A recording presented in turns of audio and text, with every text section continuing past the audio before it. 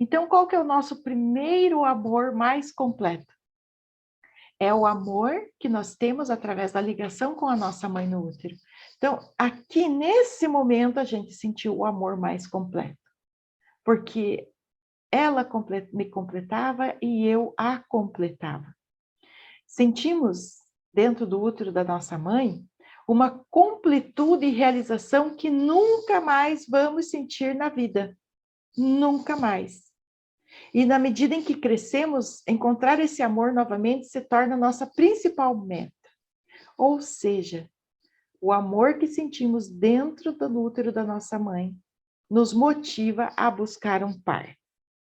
Então, nós nascemos e nós vamos viver nossa vida buscando novamente essa simbiose, essa relação de amor completo.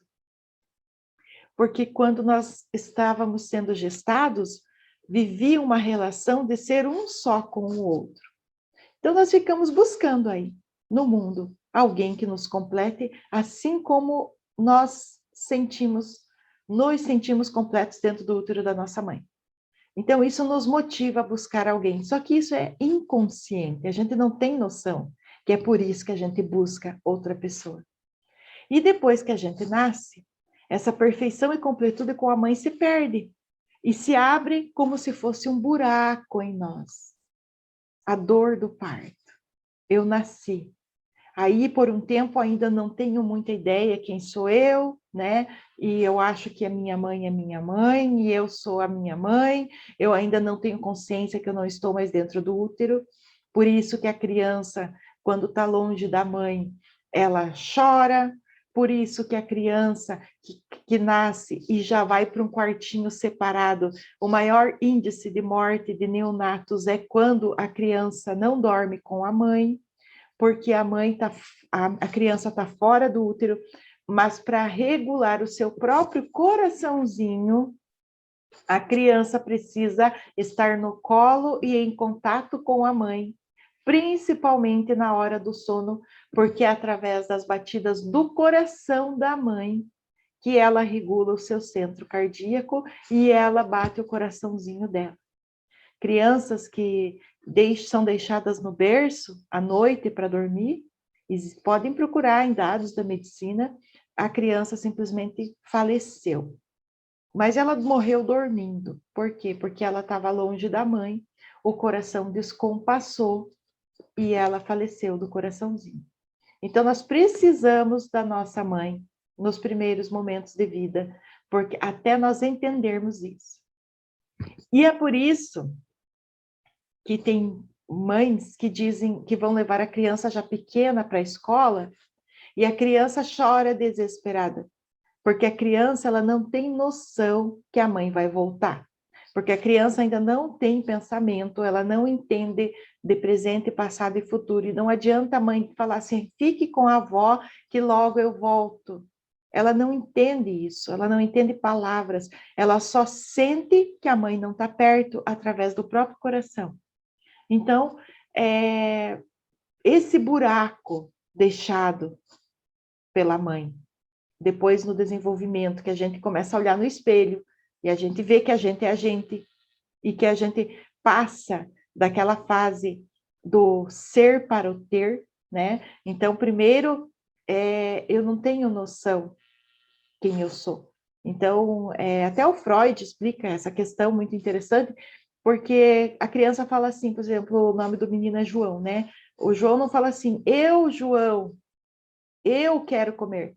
João fala assim, João quer comer.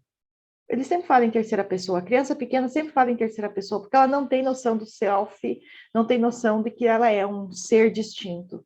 Então, ela fala, João quer brincar, João tá bravo, né? Então, a criança não tem noção nenhuma.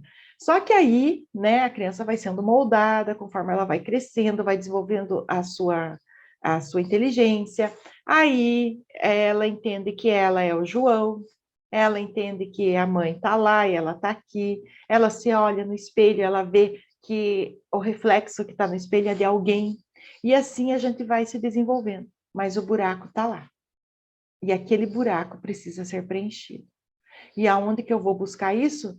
Eu não tenho mais como voltar para dentro do útero da minha mãe. Salvo os homens mulherengos, né? Os homens mulherengos, aqui Bert Hellinger explica muito bem isso, que o homem mulherengo não pode ver uma vagina, porque ele sempre está buscando voltar para o útero da mãe. Então ele fica buscando a mãe. E ele fica igual o bebê da Silva Sauro, né? Não, ele vai numa, não é a mamãe. Vai noutra, não é a mamãe. Vai noutra, não é a mamãe. Então ele fica buscando entrar novamente no útero. E aqui, os viciados em sexo e tal, mas a gente não vai entrar nesse mérito agora. Mas, no caso da pessoa que nasceu, ficou esse buraco. Uns chamam de vazio existencial. Outros sentem que falta a cara metade. Outros querem a metade da laranja, a tampa da panela, ou querem encontrar alguém para se completar. Quando eu quero encontrar alguém para me completar, eu estou buscando o amor que eu tinha dentro da barriga da minha mãe. E aí, nessa sequência,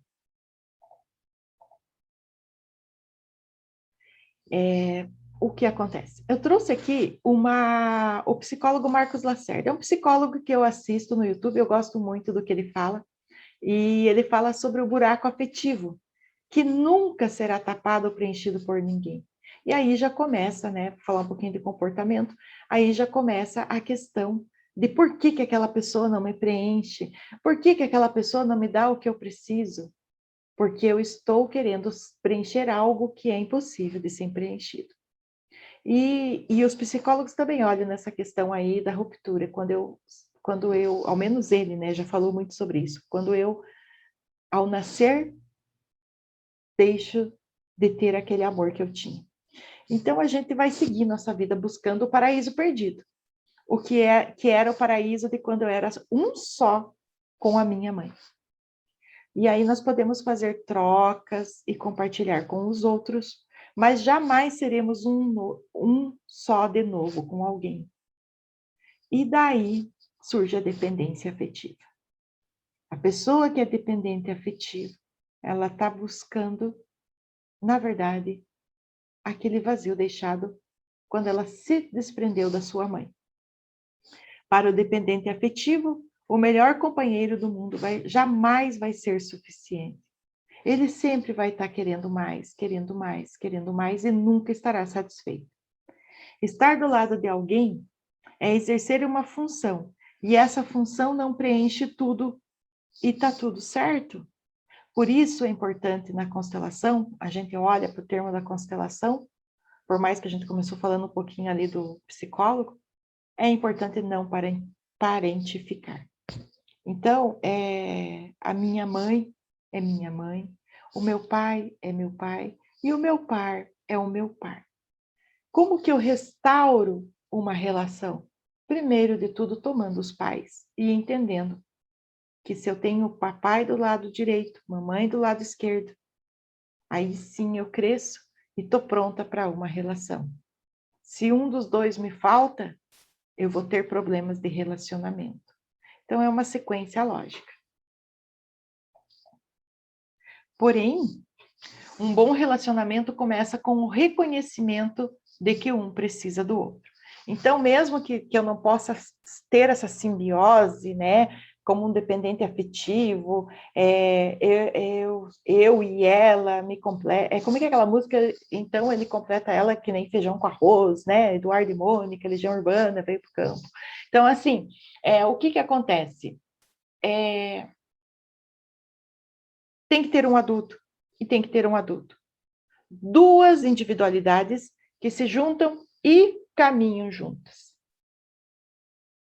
Não duas pessoas que se emaranham e não conseguem ir para frente nem para trás. E aí é horrível, né? É uma coisa presa, tem ciúme, tem abuso, tem tudo e ninguém consegue se desvencilhar e não consegue ficar junto e é uma confusão. Mas é importante saber que eu preciso dele e ele precisa de mim, ou ele precisa dela e ela precisa dele. Num bom relacionamento, precisa ter esse reconhecimento de importância que um precisa do outro. E nesse reconhecimento, para que tenha uma troca saudável, Porque relacionamento, ó, quando a gente fala em pai e mãe, a gente olha muito para pertencimento. Quando a gente fala em relacionamento, a gente olha muito para a lei do equilíbrio entre dar e o receber, que é a troca. Porque são dois iguais. São duas pessoas na mesma altura que fazem trocas. Não é um maior que o outro, ou vice-versa. Então, o homem se deixa presentear pela mulher com aquilo que lhe falta como homem. E a mulher se deixa presentear pelo homem com aquilo que lhe falta como mulher. Aí essa é a completude, através do reconhecimento, mas não através de uma cisão ou de uma dependência. Assim, a consumação do amor só dá certo no seu sentido elementar, através do reconhecimento recíproco, da necessidade e da prontidão de presentear o outro com o que lhe falta e tomar dele o que falta para si próprio. Essa é a base de todo relacionamento de casal, segundo Bert Hellinger. Bert Hellinger fala assim: eu te amo, eu te tomo. Eu te tomo como homem e me dou como mulher. Eu te tomo como mulher e me dou como homem. Tanto é que nos casamentos sistêmicos, geralmente essa frase é falada.